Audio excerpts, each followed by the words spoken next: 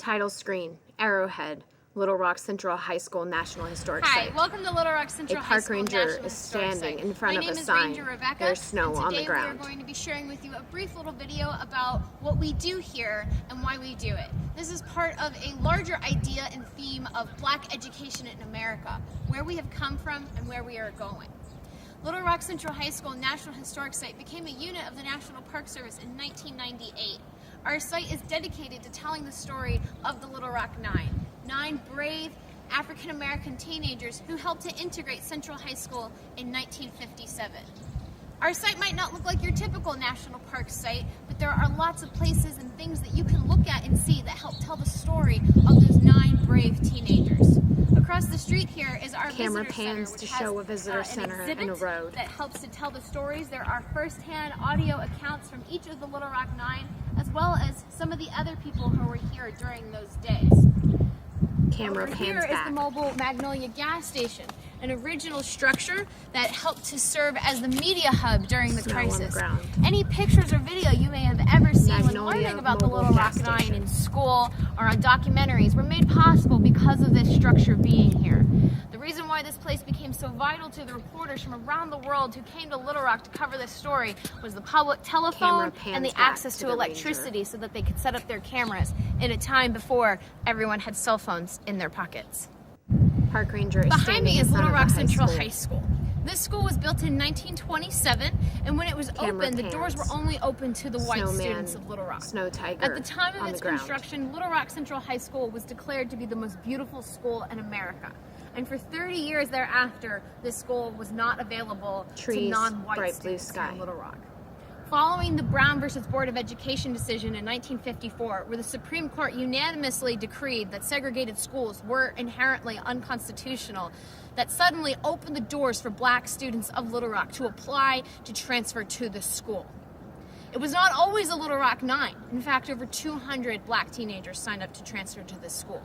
But over time, the Little Rock School District added more and more restrictions as to who could transfer, so that ultimately there were only 9 children left.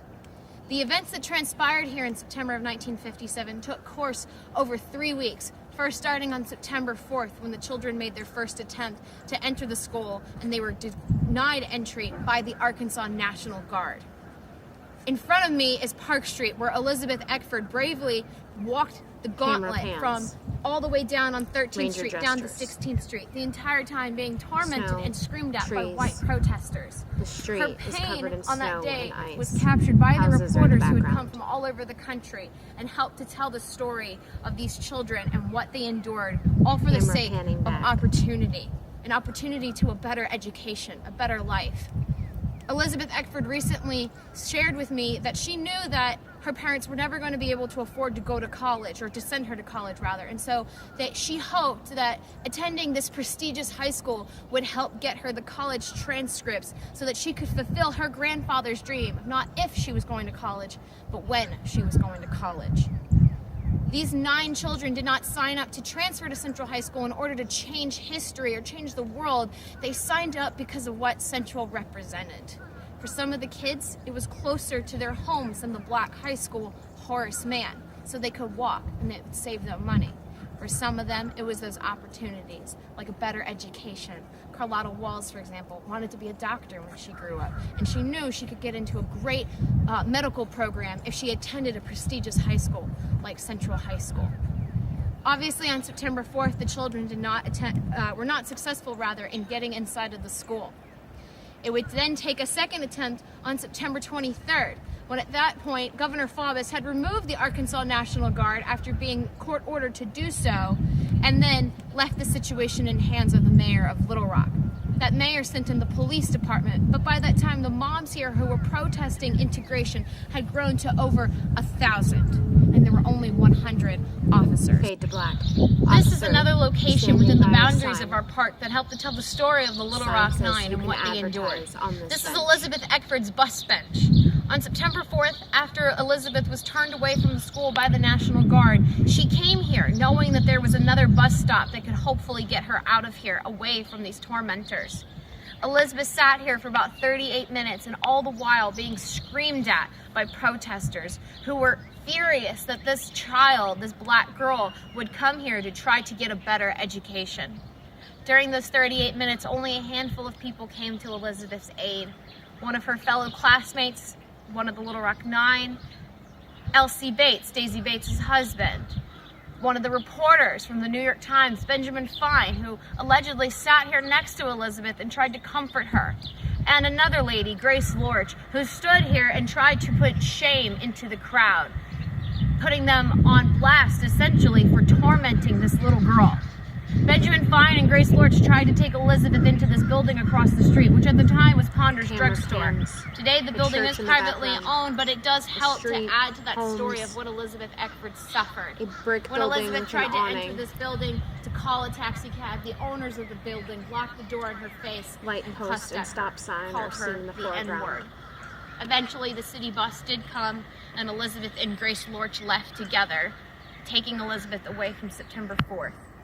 Now, over when we were at the high school, I was telling you a little bit more about what happened after September 4th, September 23rd, when the National Guard were gone, but now it was the job of the Little Rock Police Department to help protect these children. The children were smuggled into the 16th Street entrance of the school, but they were only in school for about an hour and a half that day, before white students of Central began running out of the school screaming, "They're in the school, they're in the school, get them out."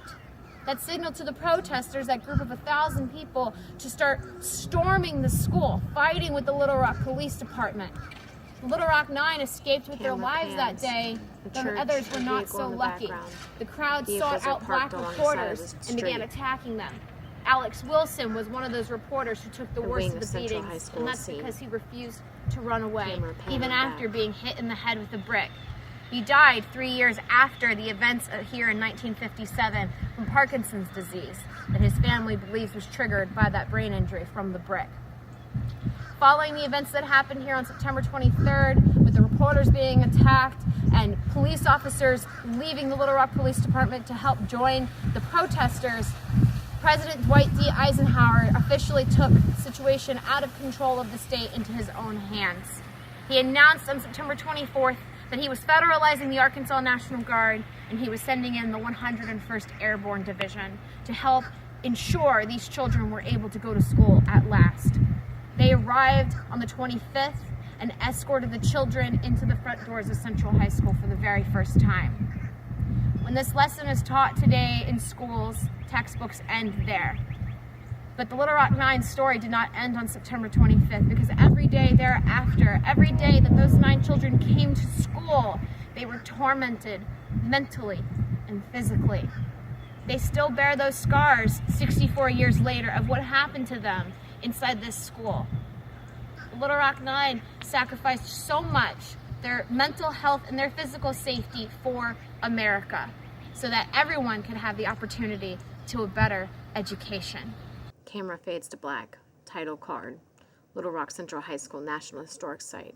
Social media logos. Facebook, Instagram, Twitter,